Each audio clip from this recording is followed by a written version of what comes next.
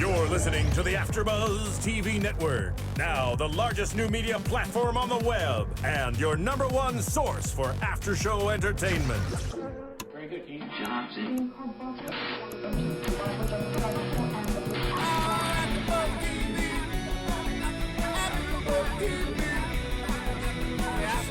The AfterBuzz Studios in Los Angeles, California. Presented by Maria Menounos and Bing.com and streaming live thanks to Akamai Technologies. This is AfterBuzz TV's Downton Abbey After Show. We'll break down tonight's episode and get you all the latest news and gossip.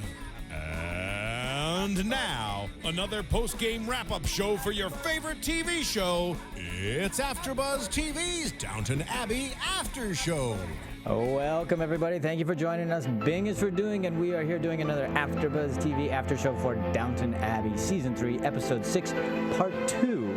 I am John Comerford, and I am joined in the studio by Tamara Berg. Hey, everybody. And Alina Akram.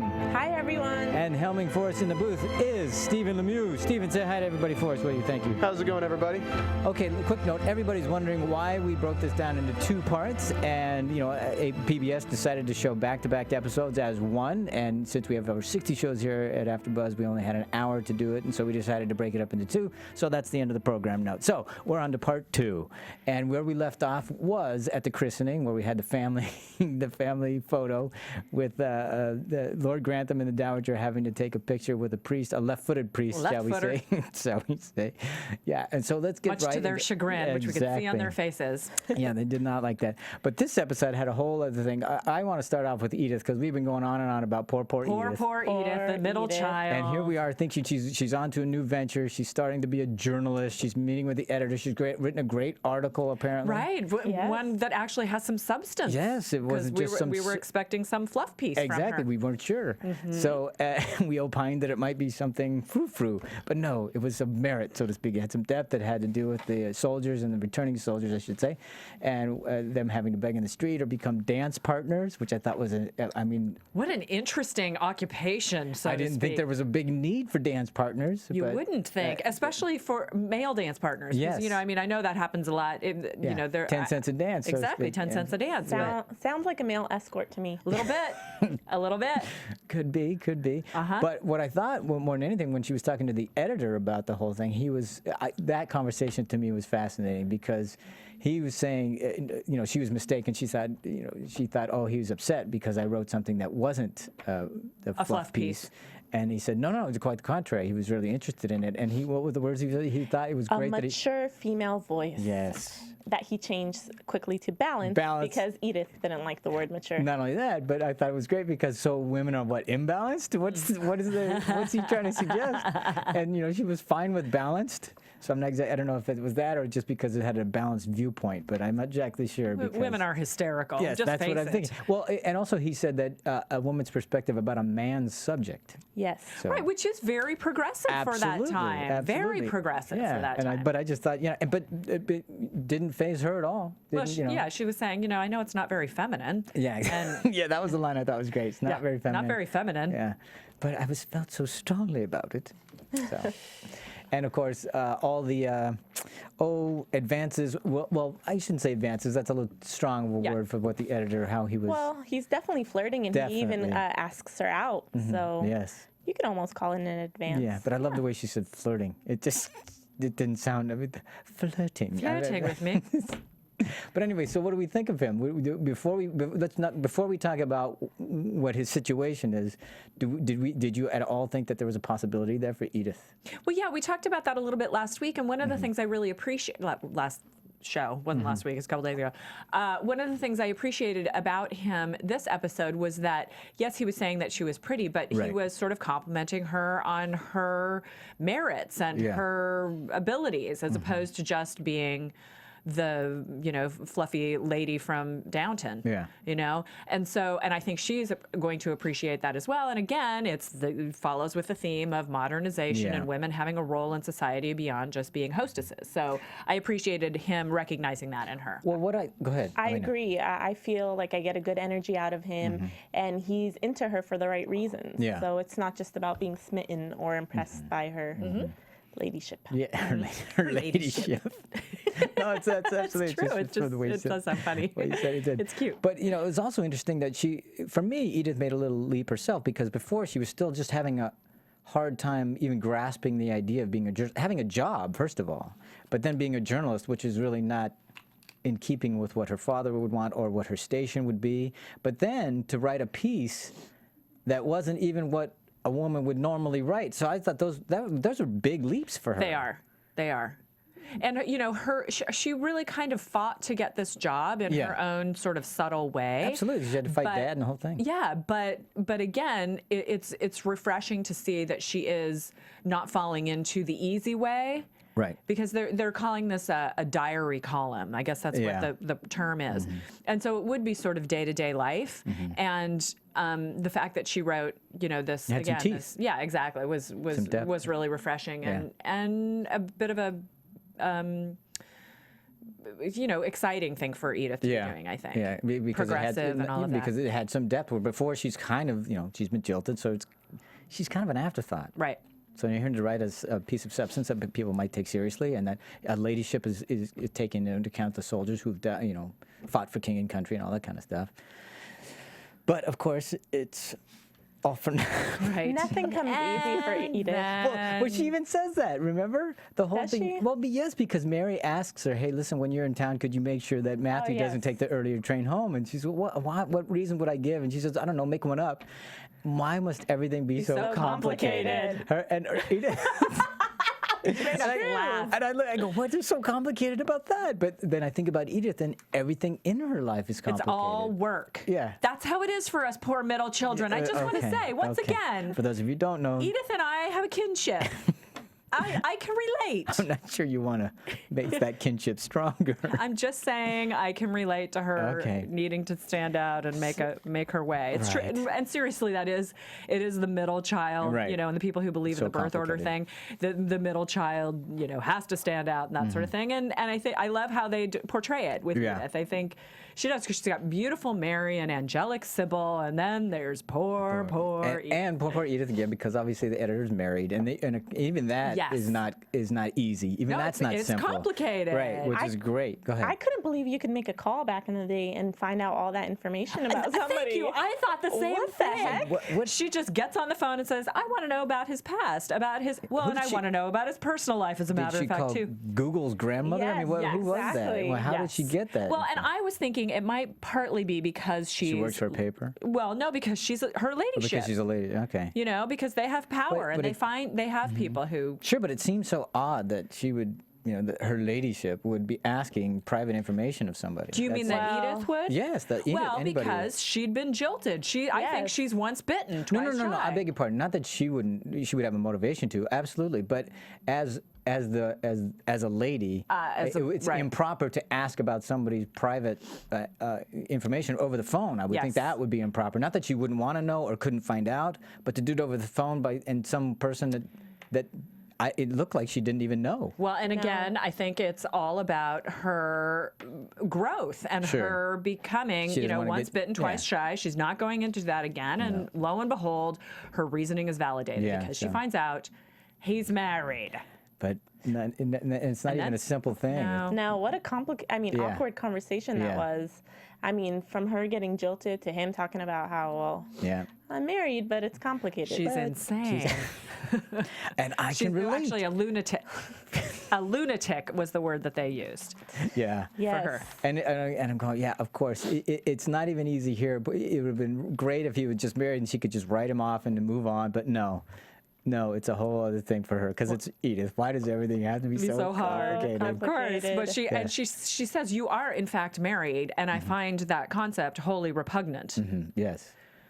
Poor Edith. Yes. Poor Edith. Okay, now that leads us to Rose, because I thought what was great was that Rose, the whole thing. We'll get into more of it, but the part that especially relates to the Edith thing is that Rosamond Aunt Rosemont, I should say, calls Rose on the carpet and says, a woman of respect, well-born, such as you, dating a married man, how could you, all that kind of stuff. And then all that happens in front of Edith, and she's right there for that conversation. This, of course, is before she knows that Edith is married. Right. But you got to know then, even after she learns he's married, she's still considering this. You know that's where we're going to take her, right? Right. That's where we're going to be going, right? Well, you do think? Oh, yeah, I think so. I do. His circumstance is a little different, though. Yes. And it is, but not by name, not by title, not by reputation. I mean, he's just a married man. They don't care. But in Edith's defense, she went and called him out on it. Yes. Because initially, when she thought it was just a typical marriage, she wasn't having it.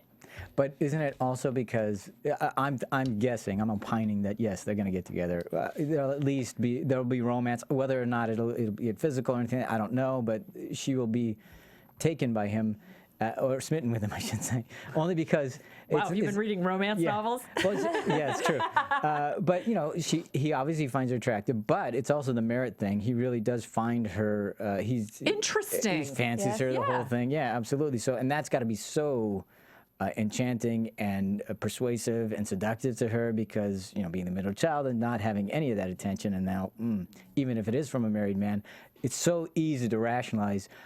But because yes, he's a married man, but his wife is crazy. So well, and the other thing about it is that this whole world that she's being exposed to is expanding her life view. So she's getting out of Downton. She's being validated for things that she values. Right.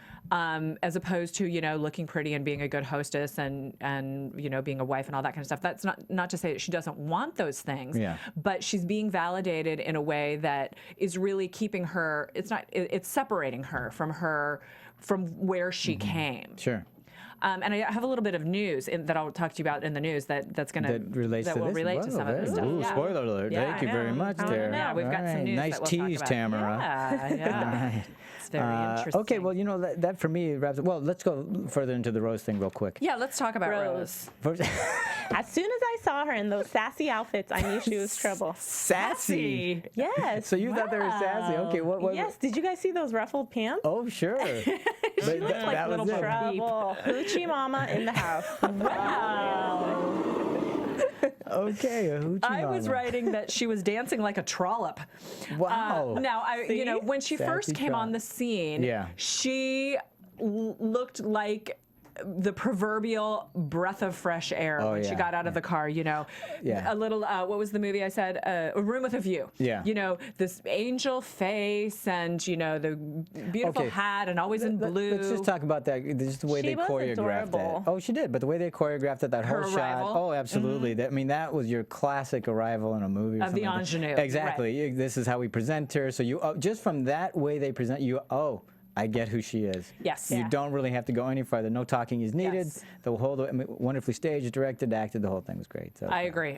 And just beautiful to look at. Yeah. She's beautiful to look at. She's beautiful. But, and again, with the costuming, interesting that she came in with these really kind of wild outfits. And she was always in this, light blue, which I'm sure, Kevin would have something to say about, about why they chose blue, because it's the innocence maybe, and then the really curly hair, which I haven't seen on the other. Well, I think everything. I think for me the colors, because everything at Downton usually is darker, conservative. Exactly. It's and it's, if I can use the term, flatter, so that, which goes to the ruffles. I mean, she's totally, obviously, from a different era, so to speak, different generation, I should say. So coming in that, okay, there's going to be something happening turmoil here. Right. Isobel warned the dowager. She said, I wouldn't even know how to talk to an 18-year-old. Yeah, right? But what did the dowagers say? Just keep smiling. Just keep smiling and agree. It's like you don't disagree with anything. So. But so interesting that the story that came in with Rose was she hates London. Yeah. She just hated it, and that's why she's coming here, because she hated London. And then you know a lot about the mom already. You know that the mom and she obviously don't get along, and some so she's like. Well, what does dear mother have to say about this now? And the fact that Rose lies no problem in front of everybody at dinner. Right. Yes. No, I'm going to surprise. It's a surprise for Well, it sounded so implausible to begin with, right? Right. Exactly. Oh, Edith was on her too. Yeah, she knew. She knew. She was once a young 18-year-old. I'll go with you. Yeah. And she knew she needed help. That's why when Matthew said, oh, no, please stay with me. I'm going to need help. I suspect she will be a handful. Exactly. So I would imagine not only because of who Rose is, but because Edith is not too far removed from when they were probably a handful, should we say. Yes. A hellion. Probably not quite the handful that Rose is. No. I mean, Mary and Sybil were quite the handfuls, if you think about it. Yes, they were. Yeah. So. Well, speaking of help, guys, I gotta say, if you need help thinking of something to get your loved one on Valentine's Day, Ooh, it's coming up. What do we got? you should probably shoot yourself on over to our official AfterBuzz merchandise store by going to AfterBuzzTV.com, typing that in your little browser window, and then find a little banner that says "Shop Now" and get your AfterBuzz TV merchandise. All right. Well, thank you very much. We have lots of stuff in men's apparel, women apparel, kids apparel, drinkware, home and office, and we have little baby onesies. So definitely head on over there. Which would be great for little baby Sybil. Exactly. Right. Well, there you go. If only we could get little baby Sybil to wear an If after. only we could. Yeah, I don't think that's going to happen. No.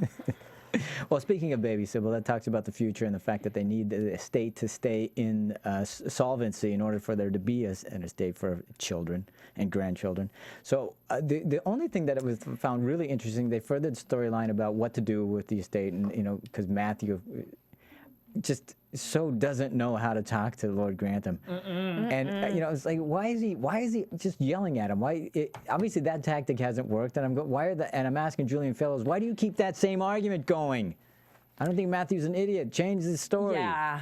Try a different tack, Well, and the other part of it with Lord Grantham being, so portrayed as being downtrodden and disrespected, and but even this time he felt sorry for himself, and so that goes to what Alina was talking about last podcast, is that he was driving her crazy. It's like, I don't know. Yeah. I'm not feeling sorry for him. He needs to change. He needs to get with the times.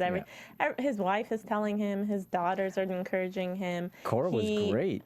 I mean, did you even notice when Matthew was trying to argue the case, how he mentioned who did Charlie Ponzi? Yeah. A champ in America, Charlie Ponzi. We can invest with him. Yeah. I'm like, oh, Grantham, haven't you learned? Well, I mean, let's face it. Back then, a lot of people invested with Ponzi. That's for sure. They did, but. And some made money. Most didn't. Some did. Yeah, very few did. So, that was nice. Bernie too. Madoff of the time. Exactly. I know. Wow, but that was great though. I mean, again, just steeping us in the time. But to pull that name out, it was like, oh, nice, way to go. Yeah. Because it's so ubiquitous now, but back then they had no idea what the heck that guy was doing, obviously. So, but and I thought the argument, the continuing argument was driving me crazy. But then when Tom started coming up in the story, and making his case, making his case, and especially with that one moment at the breakfast table. Yes. I thought, what a great argument, and the way he said it, and the way he was saying it and everything, and Lord Grantham, I was thinking, wow, that was eloquent, and then Lord Grantham actually says that. I thought it was great. Right, but you also talked about, when we were on our way over here, you talked about how, the sort of basis of Tom's argument. It's very Marxist in a sense. We all have gifts to give the collective, and the family in this case, and he's making this argument. So he's maybe getting his way in, and having a little bit of his own principles inserted in. But it also was cognizant of everybody's, and I thought it was a great three-pronged thing. That look, I know as much as I can about the land, more than you guys do. Obviously Matthew knows the law, and you know the responsibility that we have to the people that live here. So and it's like, obviously, and that argument has been there forever. And even last week, the Dowager was the one that finally said, hey, Tom should take over for Jarvis. Like, and we've been going, how convenient. Not only that, but why is it that's been on the table, it's been in the forefront like crazy. How come you haven't noticed it? Well, and I think it just has everything to do with he's coming from his history, and coming from what he knows. And Cora actually sort of challenged that. She said, when we talked about the third Earl running the thing into the ground, the fourth Earl practically running it into the ground, saving it by dying. Cora says, so what? You've run through my money, and then you're just going to run through Matthew's money, and basically we're just putting it off. Yeah. And so, for the sake of tradition, it's going to be the death of the estate. We've got to move ahead. But the irony of Tom being the one that actually turns Lord Grantham, which I thought was, it helps their relationship a lot. Indeed. So. And it's funny to see him being the calm, collected one, being rational about it, and Matthew, the one arguing and always in a fight with Lord Grantham, at least in this episode. Yes. So. But then, just a little bit to add to it, Tom saying at the end, talking to Cora about what if we stay. Yeah. How do you feel about that? Do you mind? Yeah, exactly. So he's clearly got his vision on because he was where all set to go. Yeah, and so was it the cricket? Was it the fact that he made a connection with the Lord Grantham, or is it the fact that he see that he's now an integral part? He's one of the three that could turn this around. What do you think? I think it's a combination. I think also seeing baby Sybil with Mary and Matthew, and how that comfort is there. Knowing she's with some people that love her and vice versa. Yeah. So I think all of that has. I do too, and I also think obviously the more time he spends, the more he can no longer hang on to the stereotype he had of these people, because now they're people. Right. They're not just the stereotype, the prejudice he has. It's these are real, and he sees their faults as well as their good. And so he can sit there and see them as human beings and go, well, this isn't a bad environment for my child to grow up in. Yeah, as opposed to acting from the stereotypes and archetypes that he's been which is always the case, we say he's put a human face on somebody. There you go, walking a mile in someone's shoes, all that kind of stuff. So he's actually doing that. And how about that last shot at the cricket game? First of all, I thought it was great that they were just trying to twist his arm like crazy to play cricket, and he's never played cricket. It's not that I'm resisting. I can't play, for God's sake. And again, another moment with the brothers, and that reminded me, it was a very kind of brotherly, as well as, father-son kind of thing about, learning the cricket. Yeah. Whatever that is. That was and endearing. then in the final shot, when Tom actually catches the cricket ball, whatever you call it, and then the three of them all in white, you could see the three, generations, so to speak, and and the coming together. The coming together, and then you say, okay, it looks like there's a hope and future. There is a future, perhaps, for Downton Abbey. Which, so we know that's going to just get killed. It's just getting, right, they're going to rip our hearts out. I have not seen the finale. I'm just saying. That's how it works in TV. They give you something to love, and then they take it away from you. Not so soon, please. No, I can't handle it. Okay. Ay. All right, well, speaking of something to love, that takes us to Ethel, because obviously her big concern is Charlie, her son. Yes. And so we've been with the storyline with Isobel and the Dowager. Boy, the Dowager went into overdrive trying to move this thing out. She did with her machinations, didn't she? Yeah, putting the advertisements out and all that other stuff, and then having, Ethel, kind of following through. So you see that Ethel's kind of open to this, even though Isobel, she's obviously still not sure about. But even though as Isobel is not sure about the whole thing, she's still moving it along. So I guess in some fashion, she either doesn't want to go up against the Dowager, or she thinks that, deep down, it's probably best for the Crowley family and Ethel to be able to get a free shot. I think we sort of saw it with Mrs. Hughes' argument earlier. Right. I hope you don't think I'm being ridiculous, but I do kind of understand where she's coming from. That she could have a better life elsewhere. Even though the Dowager didn't go about getting it done the right way, it's still the reasonable thing for Ethel at this point. Yeah. Or at that point in time. Right, considering all of the scenarios and all of the elements. And I don't think she's in denial about it either, so. Who, Ethel? Yeah. No, clearly is not. She knows that she's not going to get a fair shake. Yeah, she deals with it every day, so. Yeah.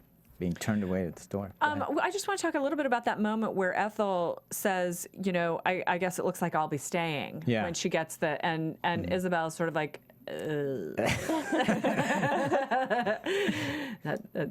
not how it played. That's not what we were thinking. Exactly. And then she had the audacity to say that. I know. I thought that was a little, a little forward. Yeah. But clearly she feels kind of protected by Mrs. Crawley and what she's done for her.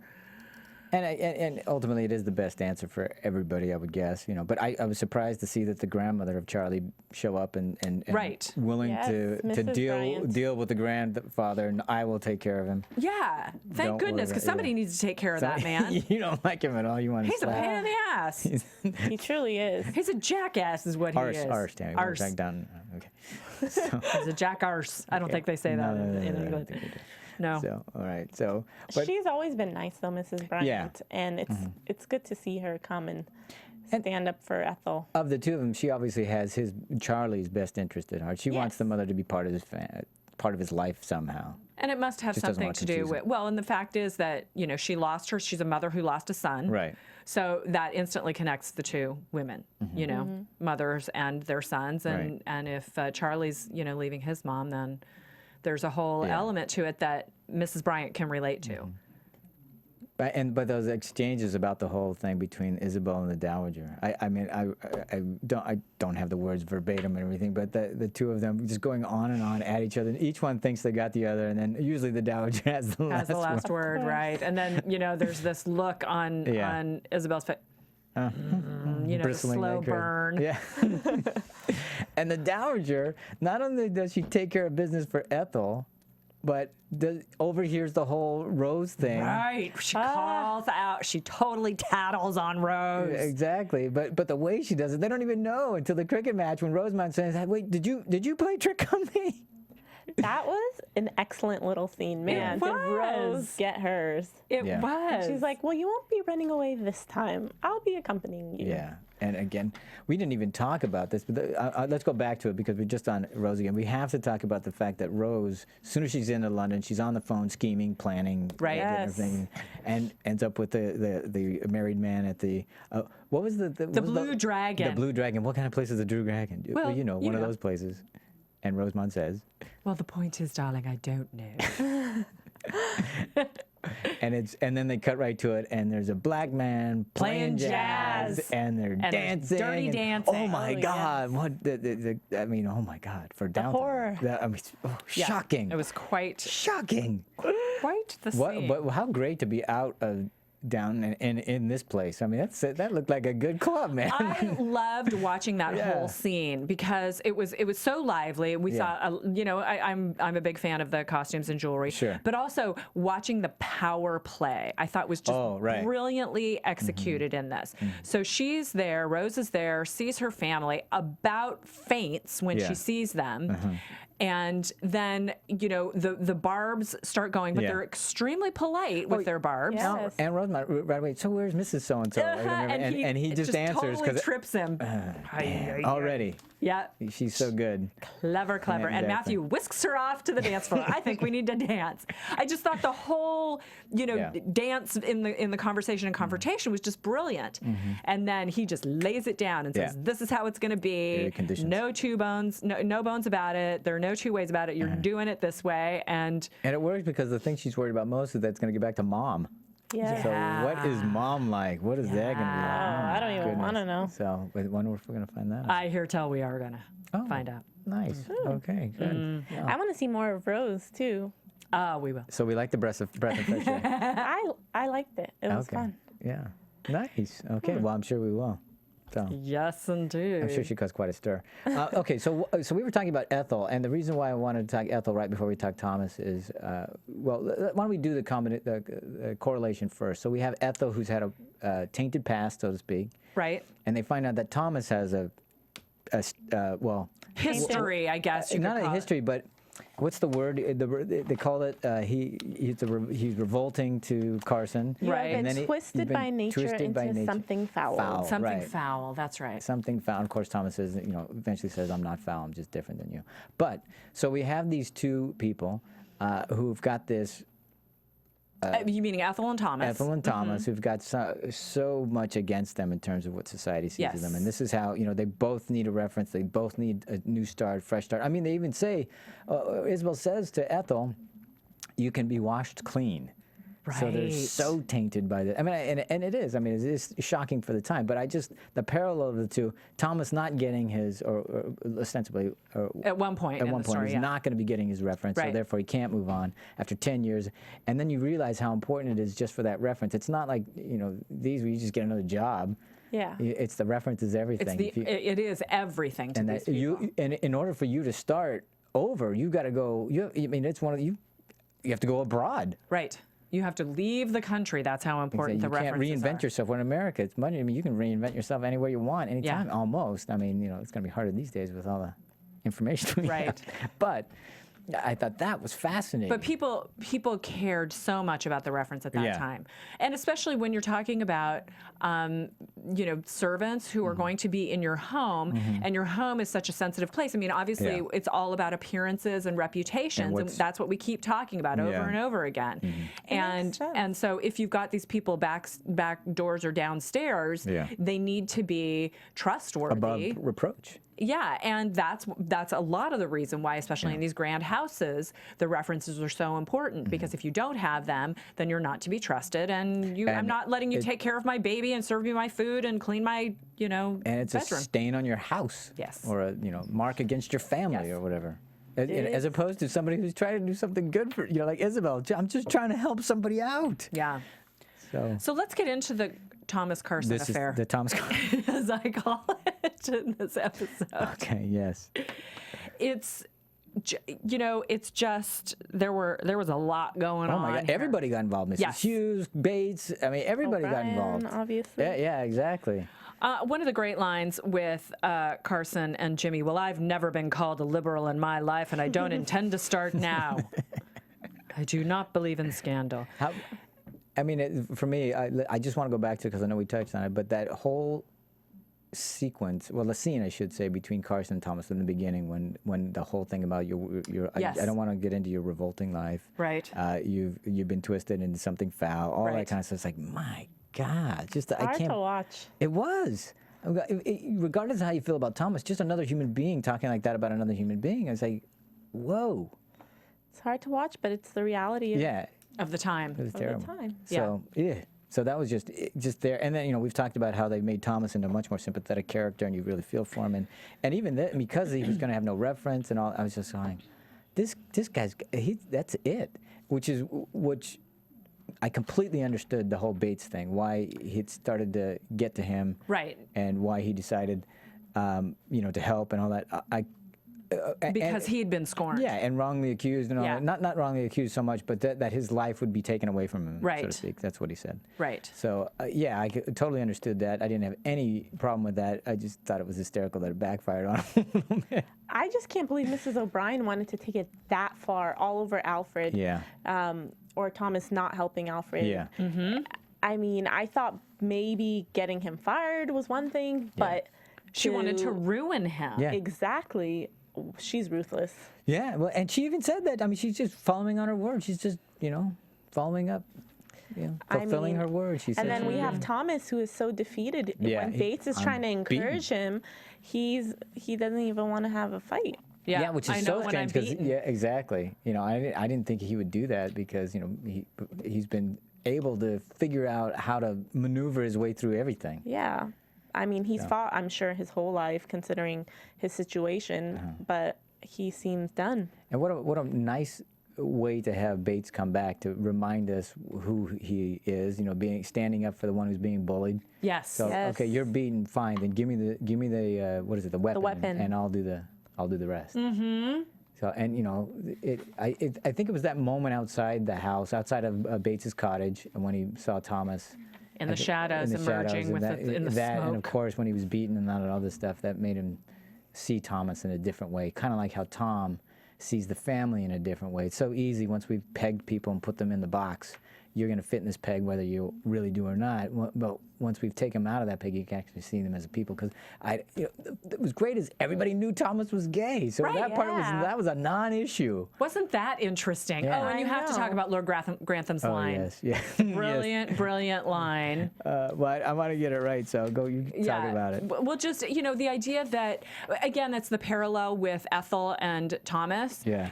Everybody knew she had been a lady of the evening. Yeah. And everybody knew Thomas was gay. Yeah. But Apparently. So in his case, they all kind of let it be a pass.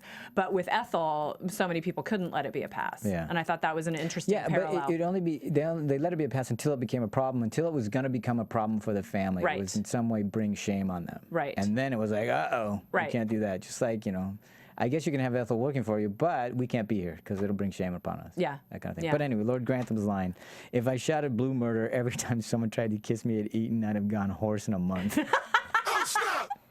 I had to stop the recording because I was laughing so hard at that one. Never heard him say something like that. Yeah, but it was great. Genius. But I thought it was nobody seemed to care, which was interesting. They all knew, and you know that wasn't the issue. The issue was he was being treated wrongly. Like, yeah, sure he's that, but that doesn't mean the guy should have his life ruined. Right. Even though they may not have agreed with it or, you know, accepted it or whatever, but they shouldn't. His life shouldn't be taken away from him. Right. Yes. Even when Mrs. Hughes is making the argument for him, Mr. Carson says, "I'm only sorry you have to listen to such horrors." Right. But she totally blows that off and says, "Well, forget about that. You're letting Jimmy blackmail you." Yeah. Exactly. How can you do And that's that? okay.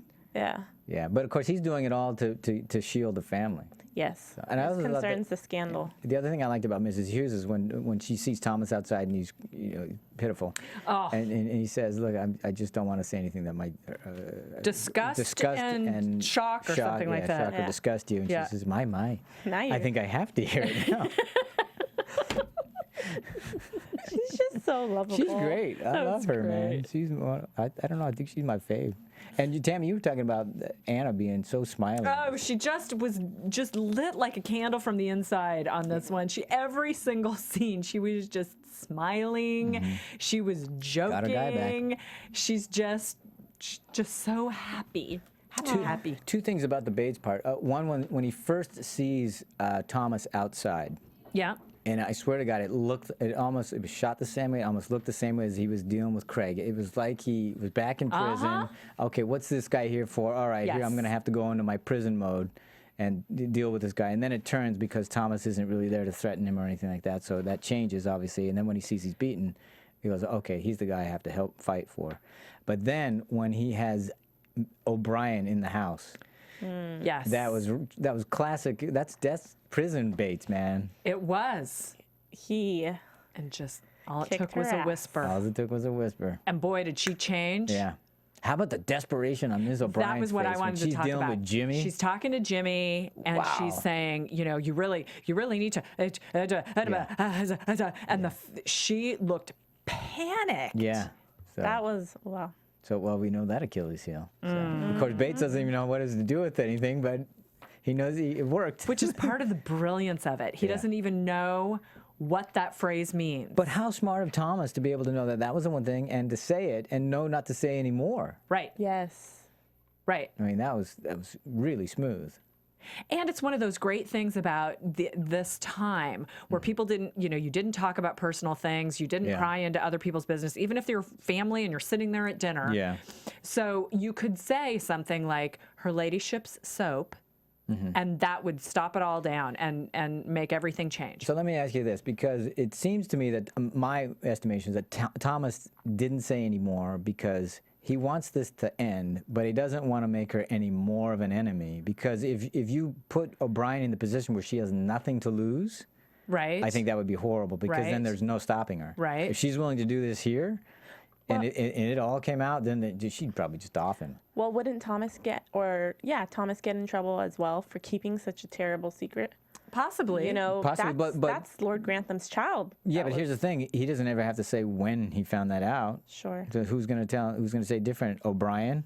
Well, he's known for Right. years. Good He's going to point. say, well, no, she told me a week ago, Good You're point. right. and that's You're why we're on. And so that could have been easily handled. Well, so now, as it turns out, Thomas ends up staying Yeah. Right? Yeah, exactly. in the end. And Being then an under butler. How do you think that is going to affect the relationships downstairs with everybody downstairs, but specifically with Thomas and O'Brien? Yeah.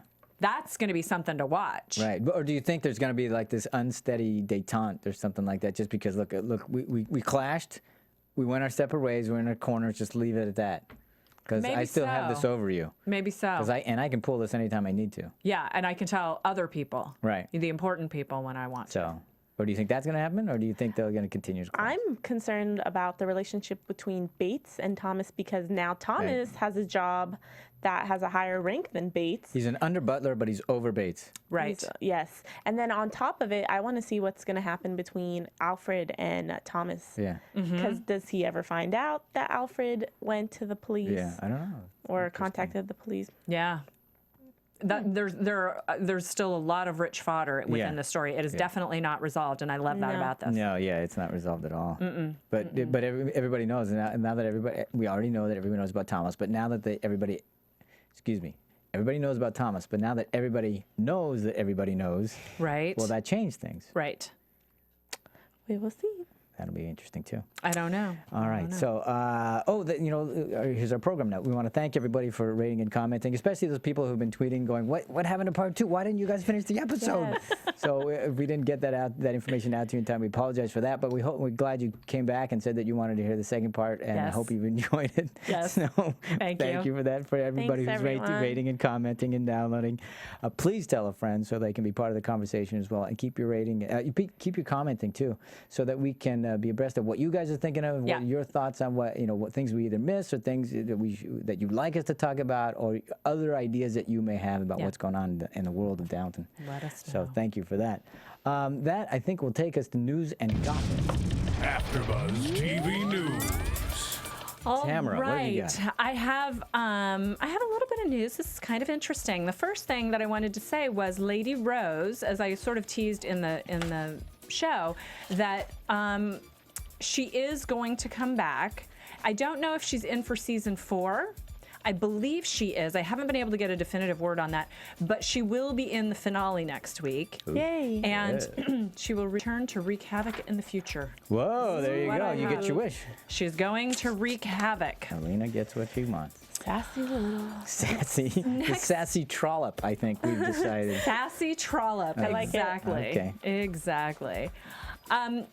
I have a little information about the cast talking about Lady Sybil's death. Oh, okay. This is interesting because it was for the first time just a couple of weeks ago, they finally talked publicly about that. Because they've been a moratorium on talking about it so they wouldn't ruin it for the audience. Right, exactly. And who was it? Michelle Dockery, who plays Lady Mary, said that after the scene where Sybil died. Lady Sybil is played by Jessica Brown Finley. She said, when we had farewell drinks for Jess, we had to make sure we weren't giving the storyline away to anyone in the pub who was there where they were celebrating. She said, we had to pretend it was her birthday, but we had just filmed these horrific scenes, and so we had tear-stained drinks. Wow. And also, that's probably some good acting right there. No, it's her birthday. Happy birthday. Yeah. Julian Fellows also said, you grow to love the characters and they have a life of their own, so it's very hard to kill one of them. Hard for me and hard for the cast, and the fact that they were all so good in the scene only made it worse. It was a great scene. Ugh. I still get sad thinking about I know.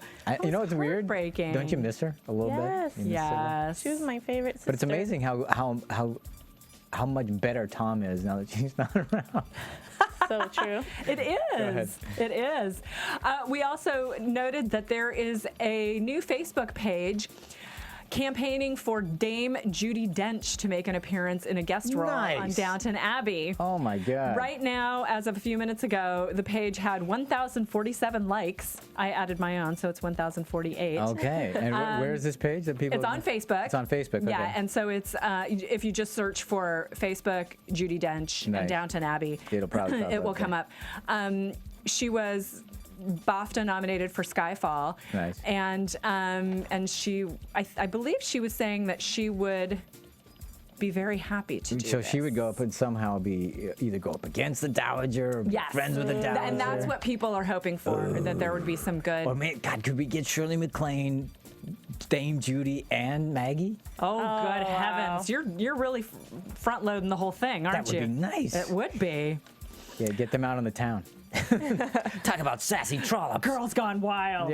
UK. Dame's Gone Wild. Yeah. What was that club called again? Yeah. The Blue Dragon. There you go. Exactly. The Dowager and her dames hit the Blue Dragon. And finally, we have a picture that we wanted to show that was set on Twitter. I actually tweeted this as well. This is Daisy, Lord Grantham, Anna, Bates, and Thomas all doing a U.S. tour in December and took the subway in New York City and took a picture downtown. I barely Cutting out the W. recognized any of them. I know. It's amazing, isn't it? Weird so weird. That's great. So if you Downton want, on you can top. see that on my Twitter feed, or you can find it on Twitter because one of the cast, I think probably several of the cast members tweeted that picture. And that is what I have for news and gossip right but that's now. our news for Down, but we have a little bit of news for AfterBuzz. Yes, so we I'll tell you that. do. Yeah, we here at AfterBuzz are very excited to announce the theatrical release of Adventures of Serial Buddies. It's a hilarious new comedy, and it was produced by AfterBuzz TV CEOs, myself included, founders and CEOs, Maria Menounos, Kevin Undergaro, Phil Svitek was part of it as well. It's a movie, stars two broke girls, Beth Bears. It's got Artie Lang in it, Kathy Lee Gifford, Christopher Lloyd, Chris McDonald, Maria Menounos as well, and Henry Winkler. Ooh. So a whole slew of people in it. Being on set, it was a pleasure to work with those people. Those guys are great. All of them were wonderful on set and are great in the movie. So you can see the trailer at Adventures of Serial Buddies, or just go to serialbuddies.com. Serialbuddies.com has the trailer. AfterBuzz TV has it. It's all over the place. We'll be opening in March 8th in selected cities around the country: New York, Boston, San Francisco. Where else do we? LA, Los Angeles, yes, Chicago. of course. It's a very low-budget film. If we get a good turnout there, hopefully we'll go to the bigger cities and go nationwide. But other than that, go see it. At least see the trailer. It's a lot of fun. It is. It's very a great fun. time. It's fun. So thank you for all that, and that's all our news and gossip. All So right. that moves us to predictions.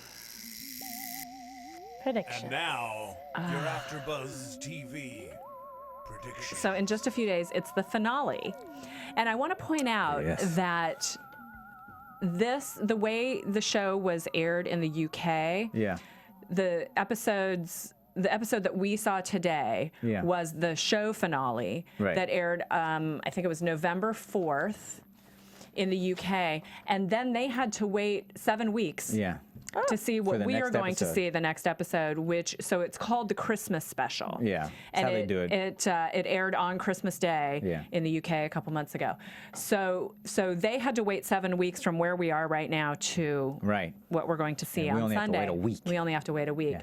And we have some extra time in the studio next week, so we'll be doing both hours, the two-hour finale in one podcast. Yeah, because that one would be impossible to try and break up into two podcasts. Okay, so predictions. Yeah. Well, Alina, I think you should go first. My prediction is poor Edith is going to fall in love with the scandalous editor who's still married. And is this just for next episode, or are you going into next season? Next episode. Okay, wow. Okay. She moves fast. So are we talking an affair, or do you think there's going to be a romance where they're going to have a relationship? Well, I think she's going to hold back just because of the situation. Sure.